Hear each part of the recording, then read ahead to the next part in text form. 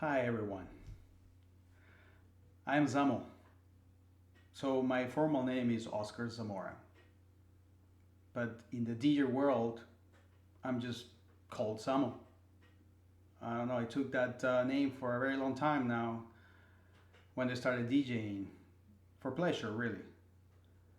It was back in 2001 when my friend Jeff, Big Tall Jeff, actually, while I was working at Mars Music, a musical superstore back in the day, as we were working, he was in graphics and I was in development, and we somehow arrived at the same location while working back in the warehouse here in South Florida. And Jeff decided to buy a new toy, a Numark City Mix 1, if I recall correctly. And prior to that, I was already playing with a software called Virtual DJ, which is the predecessor of, actually, no, it was Atomix MP3, which is the predecessor of Virtual DJ. And I was already trying to create mixes and play with MP3 tracks and, blend them together. A little bit of a nightmare, tell you the truth, working with this type of software where you pretty much are dealing with your keyboard and your mouse. But anyway, the point is that I go with playing with music and I started creating some mixes. At some point, one of those mixes was submitted for digital imported. At that point, it was digitalimported.com today, and for a long time now, it's di.fm. It was never chosen, but at least I tried. So again, going back to the City Mix One from Newmark, so my friend Big Tall Jeff decided to buy one, and we started playing with it. It was a great experience for me, at least, because the concept of putting in a CD with music, of course, and pitching or playing with the pitch, to me was unheard of. I wasn't aware really, or maybe I was aware, but I wasn't paying attention at the time. Uh, and also the ability to mix between two different trays and and mix them together. So I started actually playing with it by ear because there was absolutely no GUI and there was no software to help you with bit match or anything. It was all pure ear. And you just pitch, listen, and match. So that was back in 2001, I think maybe April or May. And I started recording when I could because it was very difficult actually to go with the cabling and computer connection and the software and the limitations of capacity back in the day, right? And as I was hearing some of the recordings as I started, of course, in the very beginning, you could hear all the misses I had, when mixing them, when actually mixing those tracks. It was off beat, or I wasn't able to properly match. But as you know, with practice, everything gets better. And I was actually getting, I would say, fairly good maybe by August or September 2001. And and by listening to my recordings, I was in fairly good shape. Then my friend decided to upgrade, and he actually bought a couple of Pioneer CDJ 100S, and I don't remember the mixer though. DJM 900 is something I got later, but that's in 2002. But anyways, going back to 2001, he was actually now playing with CDJ 100S, a couple of them, and it had an option to stretch the track. Today is no longer called stretch, is master tempo, where whenever you pitch the track, the key was kept. You know, at some point that I remember the CDJ100S offered that feature, and it allowed for better blending of tracks, but you still needed to recognize and make sure that you're blending the correct keys, and of course beat matching and the old school stuff that you were able to do in order for proper beat matching. At some point also, he had a techniques. I don't remember if it was one or two techniques, SL1200s, MK7, for vinyls. We had a few of those records that we were able to play and match between vinyls and CDJ 100s, vinyls and CDs. It was somewhat difficult, of course, because I mean I was coming from digital back to analog, and that the physical touch and figuring out the proper beat match and slowing the record. It was a completely different experience. At some point, I was able to master it. It took me a little while. So going between CDs and vinyls, I got fairly proficient. So for 2002, we continued. I actually got a couple of CDJ 100Ss and a DJM 900 mixer and a Pioneer VDJ 700 DJ headphones, if I recall correctly. And I was DJing for pleasure. Every single record we could find, we were burning into CDs and play away. It was a tedious process because there was a lot of music coming in, and we needed to select and burn into audio music CDs because those CJ 100s could not accept MP3s or any other format rather than WAV. So true music CD discs. So it continued 2002, maybe July or August, maybe towards the end of that year, and things happened, which I'm trying to recall really what happened, and started fading away. And I was no longer mixing music at some point towards the end of 2002. I was able to see what was happening, in the venues. I have been listening to electronic music for a long time now. When the word techno came our way back in the early 90s, late 80s, some people said the technotronic brought it. I was originally from Peru, so in Peru we started listening to the type of music, technotronic, back in 1990. So the word techno was somewhat aligned to that kind of music that to me is more of a Euro dance. But anyways, the electronic music anyways. But anyways, going back to 2000, looking at the different DJs, I remember the different technologies that they were using from that point forward.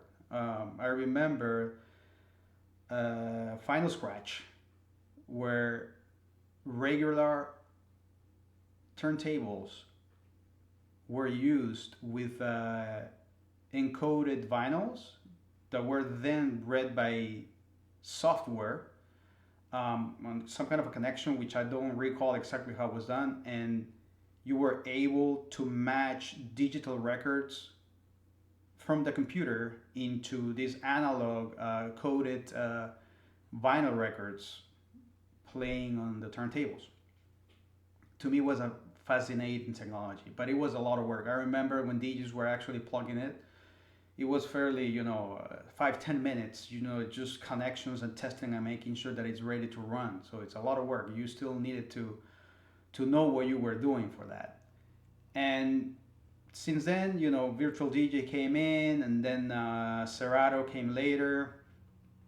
Of course, Recordbox much later. So everything started to become digital. And after 2010, I really lost connection completely. I was still listening to a lot of music and DJs, and still enjoying mixes from these DJs. I used to listen a lot Ricky Ryan, which is a DJ from Argentina, and I subscribe to his monthly uh, podcasts, downloading his MP3s mixes. But anyways, at some point this year, actually in the beginning, I was invited to a friend's house. Actually, someone that I just met on that day by chance, and I met because of my wife, and we were invited, and he said, "Look, let me show you one of the toys I purchased."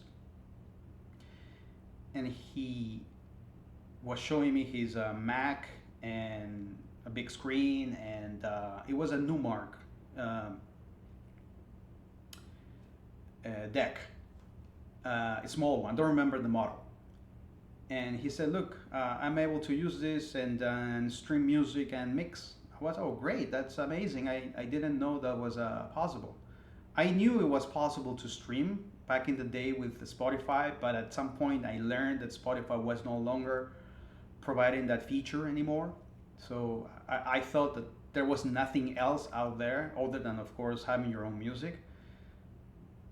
But then I realized that SoundCloud provided streaming, and then later Tidal provided stream. But on that day, SoundCloud was hooked up, and it was great. I was just looking at it, and he was playing with it. He was actually playing synth pop music from the '80s, which I like. I do have a couple of mixes there on my channel with synth pop, which I should do another one, by the way. I have a bunch of tracks I haven't played in a while. But anyways, I digress. The point is that he was playing with it, but he was also barbecuing on that day.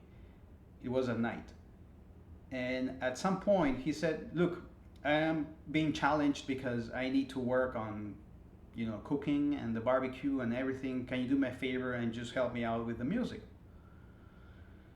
And I was like, "Hey, all right. I mean, dude, I am completely out of this. I haven't touched anything in over a decade, 15 years or more than that, actually. But I'm gonna give it a try." And I tried one, two, three tracks. I didn't even know what to do. I was just searching for music and playing one in one deck, playing the other one in another deck. I was then using the sync button because, of course, I haven't used this in a while, and I started getting into mixing, even with the music I could remember from the past, and some songs I had in my Spotify playlists that I was able to search and then put on the decks. I was able to start enjoying the time there with the friends that were around, and they were liking what I was doing, and I was liking what I was doing, and I was hooked. I was truly hooked. I really enjoyed. I was there for 3 hours. I couldn't believe it. I was there for 3 hours. At some point, in some of the tracks, the sync button wasn't working, so I was going back to the basics of listening and just moving the pitch to bit match. But the basic stuff was still there, counting. 1, 2, 3, 4, 1, 2, 3, 4, 16 bars, 32 bars. That was still the same. So I knew how to count, right? So I knew how to bit match, and I realized that, of course, knowing some of the tracks where you could be mixing in and mixing out. So I believe I was able to succeed on that night. And after leaving, I decided to buy a deck. The very next week, I was DDJ 600 GT was arriving to me, and I did a quick research. By the way, I wasn't thinking on making too much research. I already knew about Pioneer DJ. I knew their gear was amazing, and I said, "You know what? I'm gonna stick with something that I know works." And I said, "I'm gonna try something with 4 channels. I mean, for the heck. I mean, just wanted to try and see, play with 4 decks. Why not? And I thought it was a pretty good balance of price and features. So the DJJ 600 arrived, and I would plug it into one of my laptops and started playing with it with Serato, because Serato for me was like the standard software that everyone used, right? And I said I'm gonna try Serato and use it for a couple of weeks. I got a table, I got a case, everything, and started playing with it. I got a speaker that is not even pro at that point, just to try things out, and I really enjoyed it. I I brought a friend in that actually had a pro DJ gear to come to my house and start playing also with my gear here and help me with some music that he had, and we started doing this every Thursday of every other week in February and March,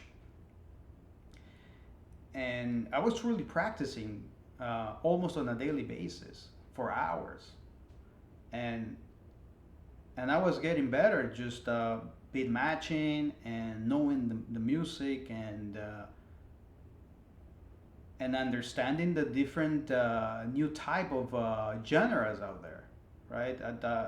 Back in the day, to me it was house, progressive house, techno, trance, synth pop, jungle, and that was pretty much it. On a very high level, right? Of course, there were more, but that was the main genres I was playing with. But today, I mean, you have new disco, you have, of course, the original house music. Now you have, of course, melodic house, techno, of course, trance, progressive house, jacking house. I was like really amazed on discovering this whole different type of music genres, and also great to learn that there were new versions of old music. So new disco, for instance, right? That's really it. I mean, you are taking music from the 70s and 80s, in some cases 90s, and modernizing it and launching them now. So, anyways, I continued with playing around and practicing and beat matching and with my own style, right? Which I'm gonna get later into what I do for mixing. So at some point in March, I said, you know what? This is getting better. I should upgrade. I know it's a rush, but if I'm gonna get something, I'm gonna get something for me that is gonna last me a couple of years and stay with it. And and I was actually following Pioneer, and they were releasing new decks. One of them was the DDJ FLX 10, launching towards the end of March. And I decided to pre-order. And lucky me, I was one of the first to get one. Unfortunately, the QA for this deck wasn't great. I had an issue with my first deck. The FX LED display wasn't working. I thought it was an issue with connectivity or something going on, but it wasn't working. So I called back the store I bought from, and they said, "Look, I'm having this issue." They told me to call Pioneer. I called Pioneer. They told me it's a hardware problem. It's better for you to just return it and get a new one because repairing is going to take months. So I had an unfortunate scenario that there was no stock. So I convinced the retailer for me to keep what I had because I could use it. It's just I couldn't see what was the effects I was playing with. I needed to do it by ear, right? Because I had no display. So for a couple of months, maybe a little bit less than that, I ordered a new one. And as a new one arrived, I sent the one I received in March back to them. Everything paid for, fortunately for me. So they really took care of me. That was Guitar Center, by the way, and I was very grateful. But lucky me, the second deck arrived like in April, maybe towards May already, and one of the Q LEDs, yellow on deck number one, wasn't working. Everything worked. I mean, the functionality worked, but pressing the Q button didn't light up any lights. So I did not know if it was on or off. I needed to use my headphone to see to learn if it was on or off. Fortunately, deck one is one of those decks I usually don't use, only if I am using 3 or 4 tracks, which is rare. I'm gonna get later on why. But the same stuff, I called in, guys, this is wrong. I already opened a case with Pioneer. They told me it's the same thing. It's a hardware problem. Back order. I said, look, I'm gonna back order it again, and as soon as it arrives, I will send this back. So fortunately for me, towards the end of July, or towards the end of June, I believe, the new one arrived. And I sent back this second one that was also faulty. So the third unit arrived, and this time it was working. I was pretty happy. Then a few friends were always asking me, dude, when are you going to be recording something? And when are we going to listen to some of this?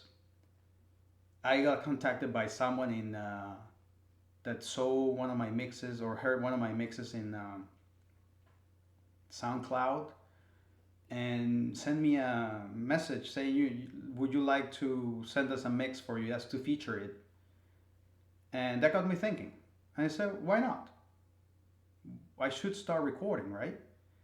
Now, caveat, of course, and just going back a little bit, on the third week, I started DJing again in 2023. I decided to switch to Rekordbox because after reading a lot, I learned that that's software used most DJs professionally, and you can, of course, take all your tracks and that had been analyzed into USB and played in a professional gear. So, anyways, going back to July again, I knew that this Rekordbox could record your mixes. Now, the reason I don't use the Rekordbox recording feature is because, to be fair, I do not own all the music I mix with. It will be a perfect world for me to buy, of course, all the tracks I use. So a bunch of them are really streamed. And when you're streaming, it doesn't allow you to record. So I decided to use Audacity that it records the output of what I'm mixing into a WAV file. And that's how it started. So on July 4th, I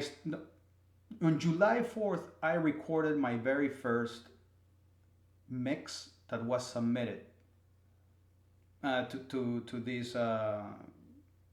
guy that asked me in SoundCloud, and it was featuring SoundCloud, and it's up there. So the first new disco mix that I decided to record, it was on July 4th. And to be fair, I actually tried in June 29th, I think, of this year, my very first recorded mix, but which I had an issue with. I'm going to explain what happened.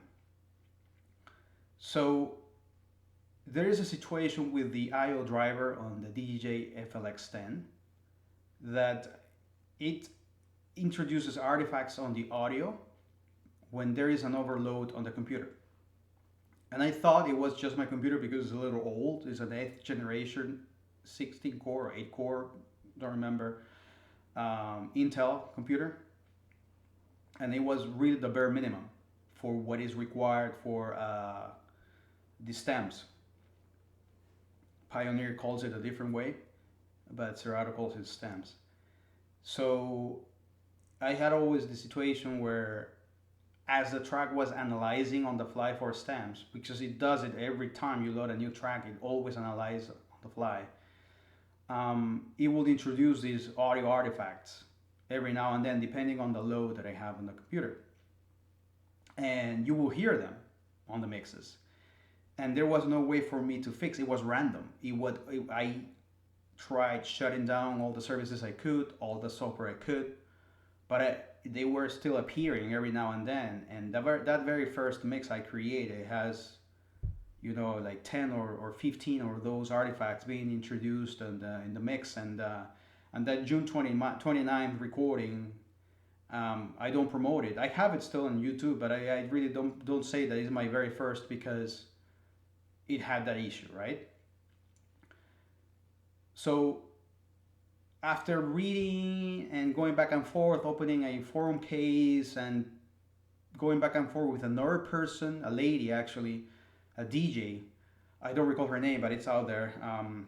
In one of the posts, was having the same exact problem, with the difference that she had a very new computer instead. And even with that powerful, a lot of horsepower and everything, she was still experiencing the same thing. It doesn't make sense. You have a lot more horsepower than I do, and you still have the issue. So there's definitely something going on with the IO driver. But we figured that under the options, clicking on one of the options on the audio buffers, not that the buffer slide, but it's actually down there on DDJ FLX10 button.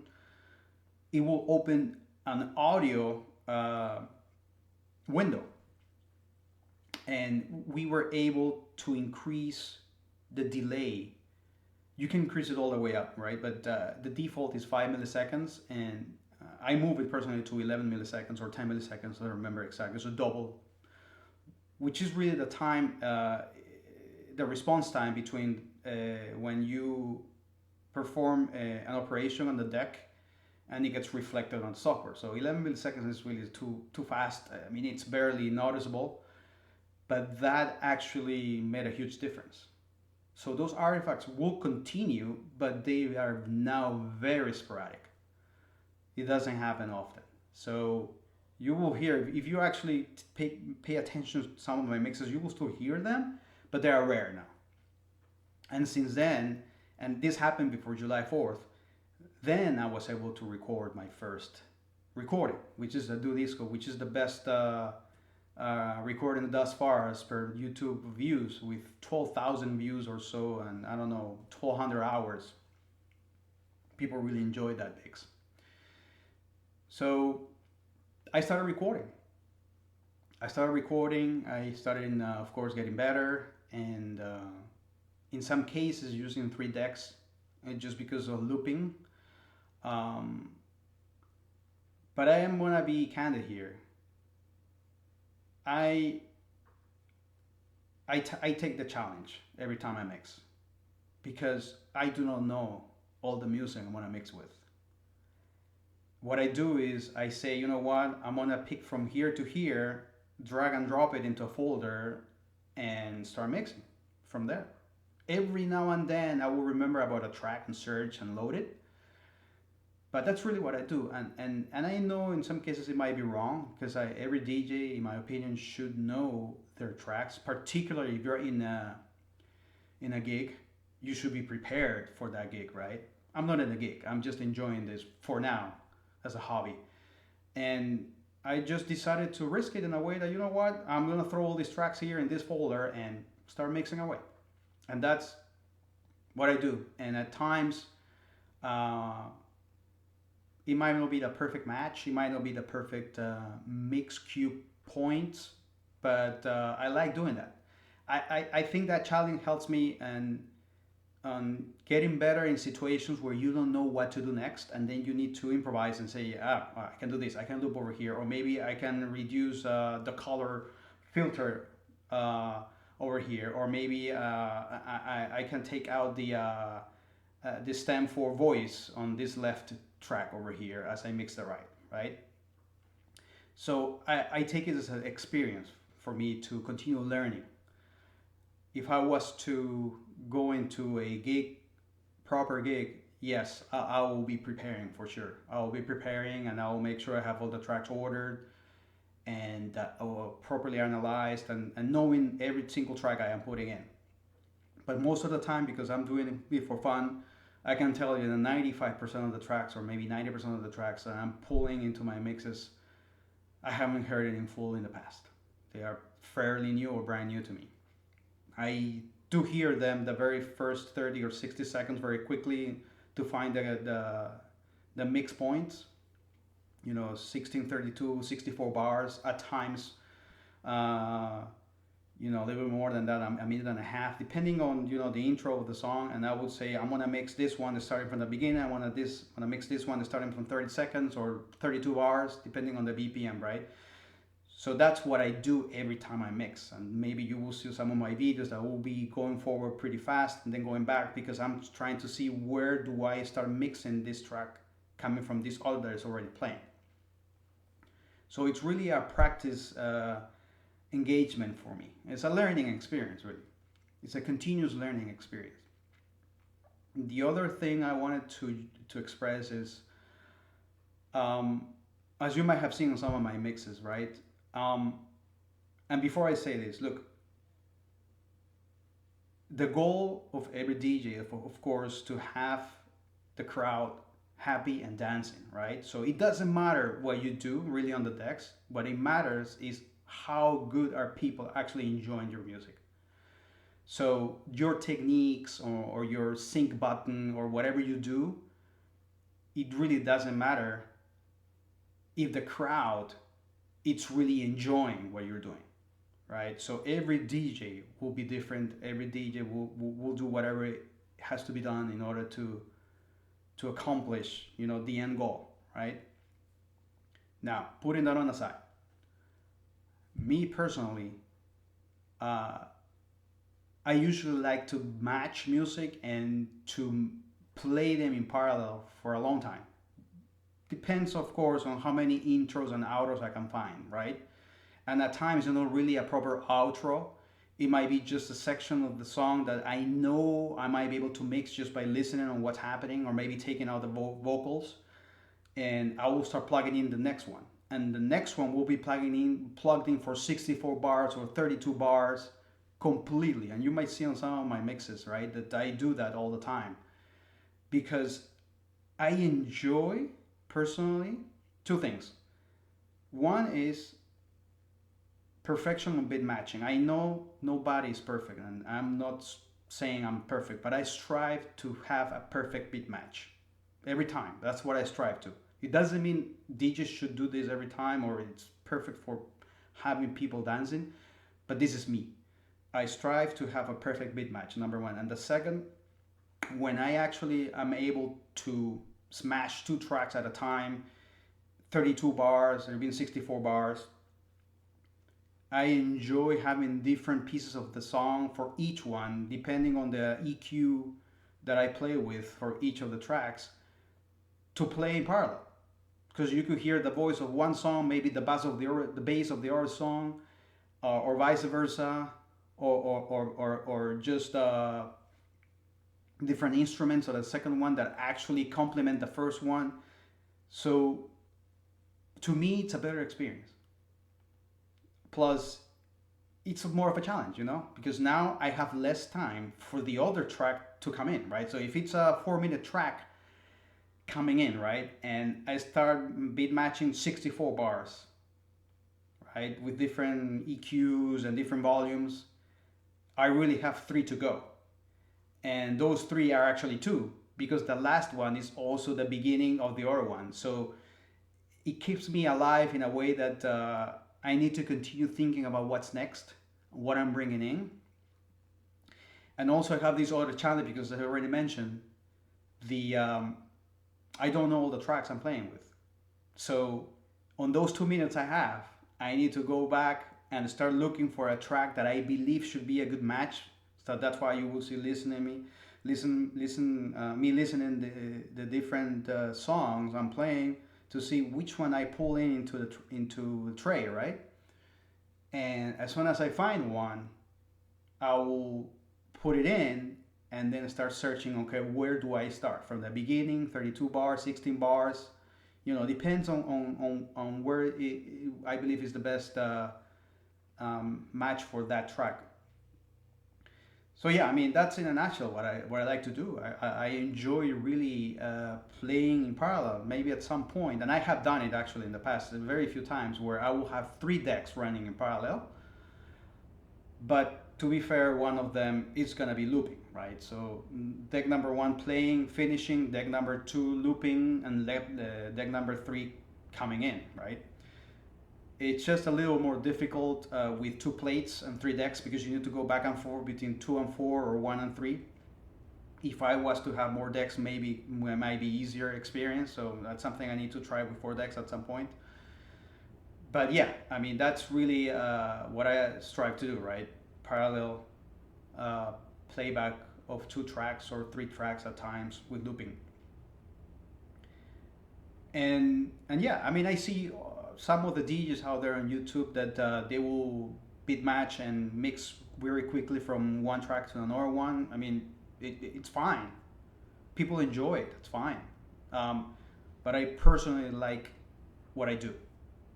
Whenever there is actually a hard switch between one track and another one, it's because the you're really into a situation where there is no more track and you cannot loop at the end of one of them. Okay, it's fine. Okay, you do it. You do it.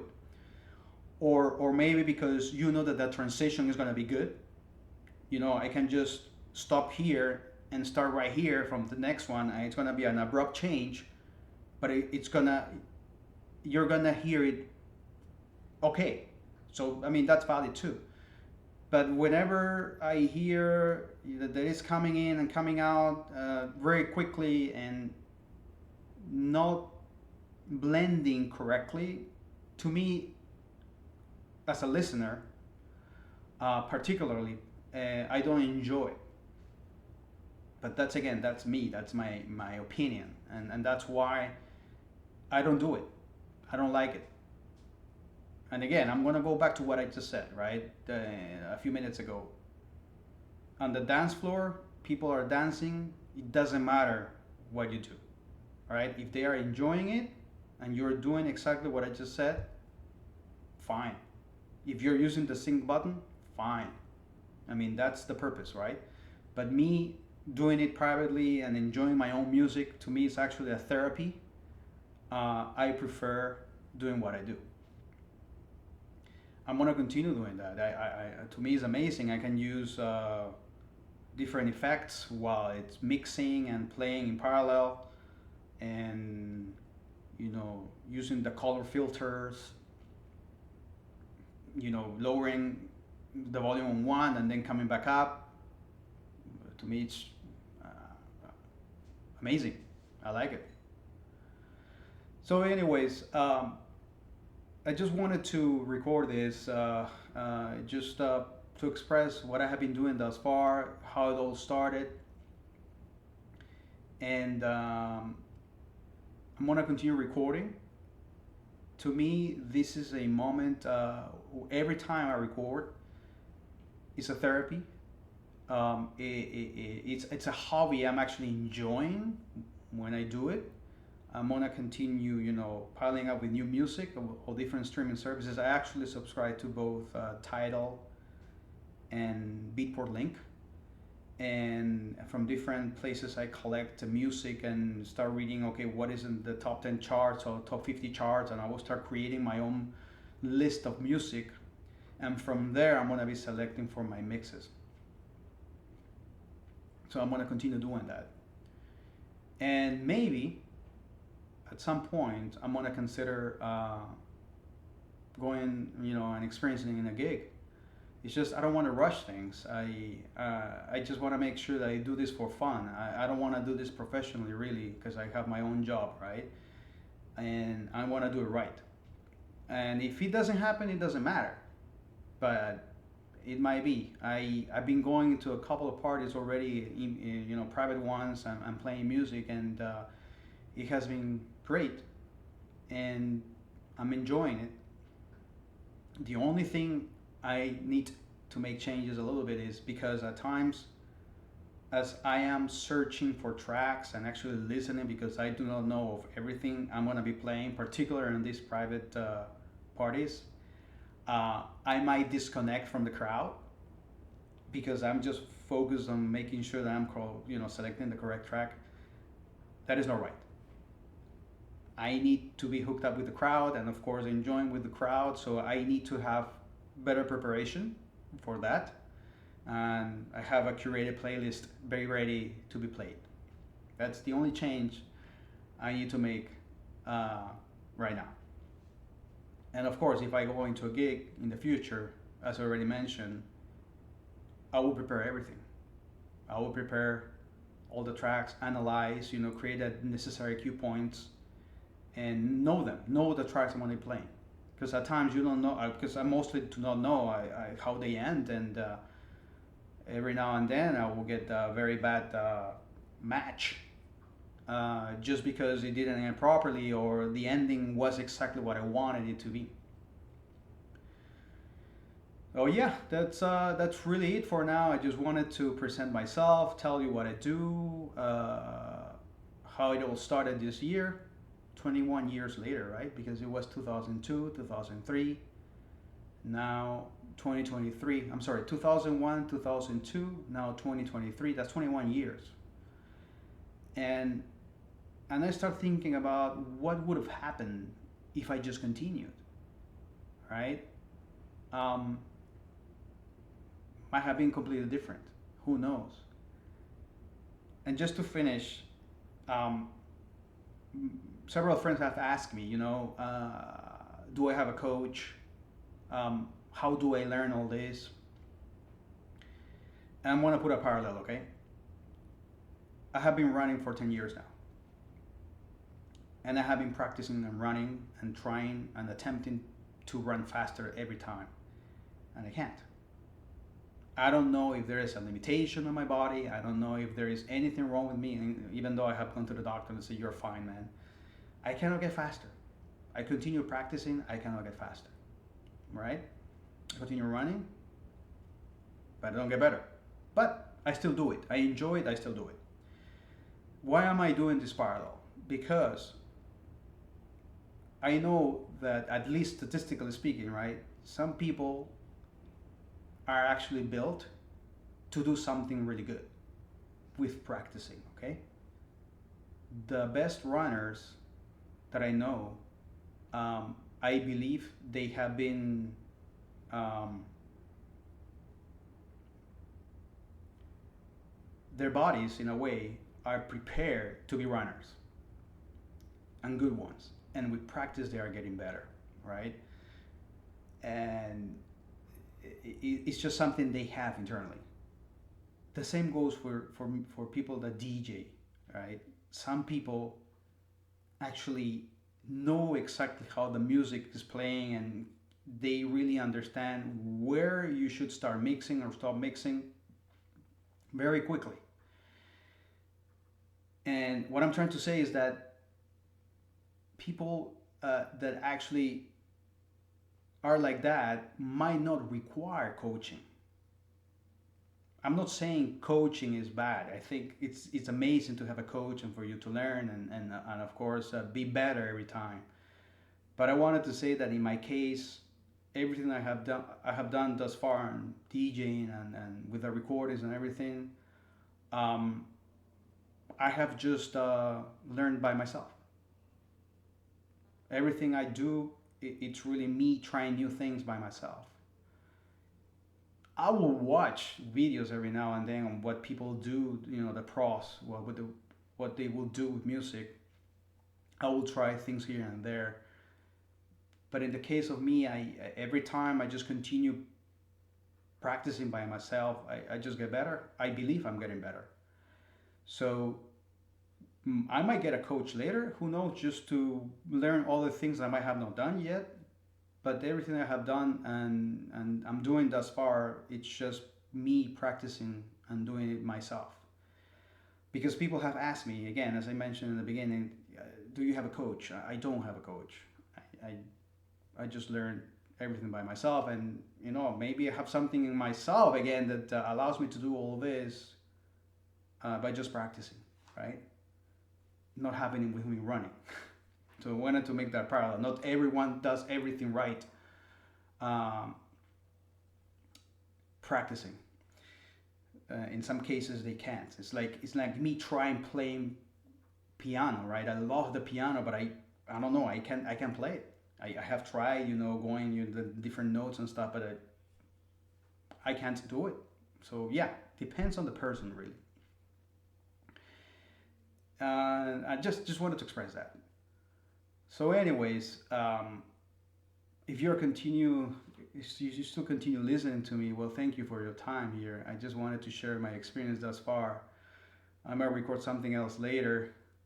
I just wanted you folks to know me and listen to what I have done thus far and express that I'm really enjoying what I'm doing and all the music that I'm playing. It's really therapy for me, and if you folks are enjoying it, thank you. If you have any feedback or you want to share anything, please put up in the comments and subscribe for more music. And I'll be back, I guess, in the next few weeks or so. I'm gonna continue recording as much as I can and doing live sessions every other Thursday or so. And you will see me around. Well, thanks for listening. Bye, guys.